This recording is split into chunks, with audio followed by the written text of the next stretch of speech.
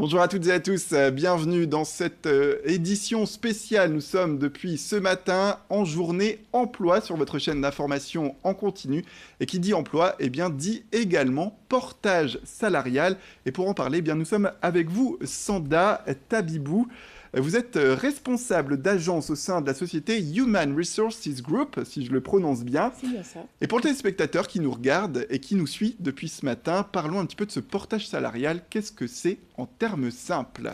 Alors, si je devais une définition sur le portage salarial, c'est la possibilité pour chaque individu d'exercer une activité comme un indépendant, mais tout en restant salarié du régime général. Voilà, un salarié qui peut profiter d'avantages comme un salarié normal, sauf qu'il est indépendant, c'est-à-dire l'assurance chômage, des choses La de ce retraite, le Pôle style. emploi, tout à fait. La Est-ce qu'on peut... prévoyance aussi, enfin, comme tout salarié peuvent en bénéficier. Donc, ils ont un contrat de travail, soit un CDI ou un CDD, et puis sur cette base-là, ils effectuent leur mission et facturent à la fin de chaque mois les jours prestés ou les heures prestées. Alors, on va parler un petit peu de combien ça coûte pour le téléspectateur qui nous regarde. Mais déjà, le portage salarial, ça s'adresse à qui ? Alors j'ai plutôt envie de dire que ça s'adresse à tout le monde, chaque personne qui estime avoir une expertise à proposer, à vendre, si je puis dire. Ça peut être en touche dans tous les métiers. Ça peut être dans l'aéronautique, dans l'informatique, dans l'ingénierie, dans la banque, finance. Et puis ça s'adresse à n'importe quelle catégorie de la population. Est-ce qu'aujourd'hui, pourtant, peut-être même dans la région, il y a des secteurs peut-être qui ont plus l'habitude de faire appel à des personnes en portage salarial, des secteurs vraiment peut-être plus précis ? Oui, le secteur de l'informatique est très friand du portage salarial, de Pourquoi ? par leur fonctionnement en projet. Ils ont souvent des projets de transformation ou de déploiement qui ne nécessitent pas forcément une embauche sur du long terme. Et du coup, la mission portage convient tout à fait à ce type de profil. Il y a d'autres secteurs hormis l'informatique ? En dehors de l'informatique, il y a aussi l'industrie agroalimentaire, le textile, en particulier dans la région. Voilà, exactement, il faut le souligner également. Oui, le textile utilise beaucoup le portage salarial. Ça peut s'adresser aussi à tout ce qui est marketing, communication, ressources humaines également. Très bien. Est-ce qu'on peut également parler, parce qu'on disait les avantages, c'est vrai que le portage salarial aujourd'hui ça garantit ces fameuses assurances, ces gestions administratives en moins, mais pour le téléspectateur qui souhaiterait peut-être se lancer dans cette aventure, est-ce que il doit avoir quelques notions, des choses à prendre en compte avant de se lancer ? Je dirais plutôt que le portage salarial, c'est vraiment un choix de vie. C'est vrai que ce qu'on retrouve souvent ici en agence, c'est des consultants qui cherchent à avoir cette partie sécurité du portage salarial, donc le régime général et puis le CDI de portage salarial. Et derrière, ils doivent aussi avoir l'esprit d'entreprendre, de manière à ce qu'ils puissent en tout cas gérer au mieux leur activité. Ouais, c'est eux qui démarchent directement les entreprises. Comment Voilà. ça se passe ? Je suis porteur salarial. Comment ça se passe ? Eh bien, vous souhaitez vous lancer en portage salarial à partir d'aujourd'hui. Ce que je vous proposerais, moi, ce serait de commencer à démarcher, du coup, de cibler des clients éventuels, et puis de prospecter, de négocier directement avec eux vos honoraires, et puis de cette contractualisation, la société de portage va prendre la responsabilité du coût administratif, juridique et comptable. Et justement, ça a un coût.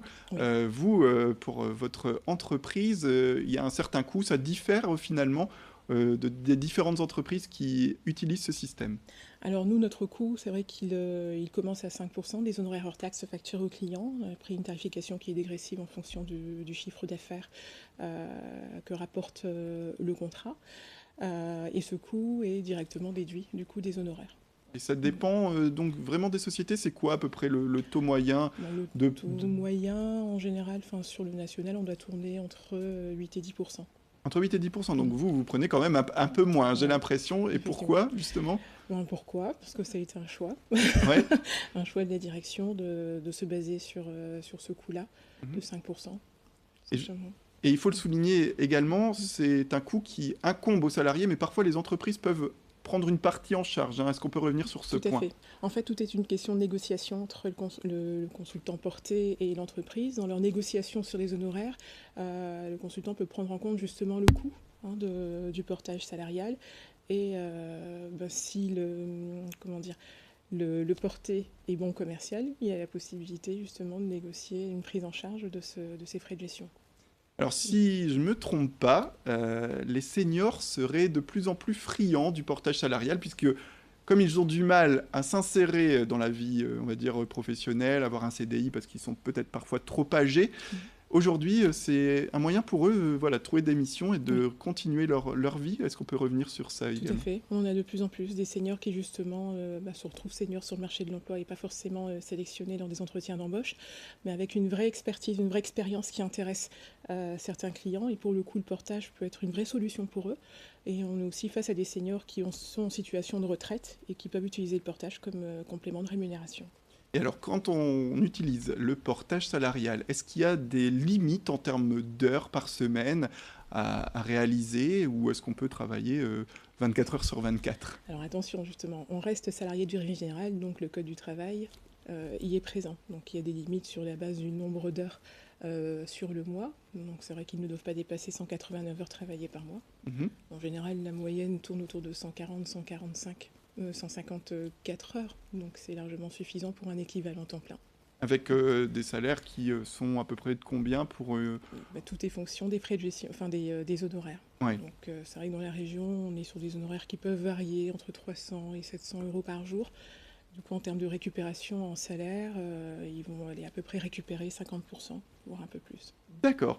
Peut-être avant de se quitter, parler un petit peu de cette convention collective qui date de 2017 à peu près, mais qui aujourd'hui ouvre un petit peu le portage salarial et qui montre peut-être cette convention collective que le portage salarial devient de plus en plus ouvert à tous, j'ai envie de dire. Oui, tout à fait. En fait, cette convention collective, elle permet en tout cas de donner un vrai statut et une vraie légitimité portage salarial et puis aux consultants en tout cas de se rapprocher de leurs agents justement pour connaître tous les avantages qu'ils peuvent en bénéficier en tout cas.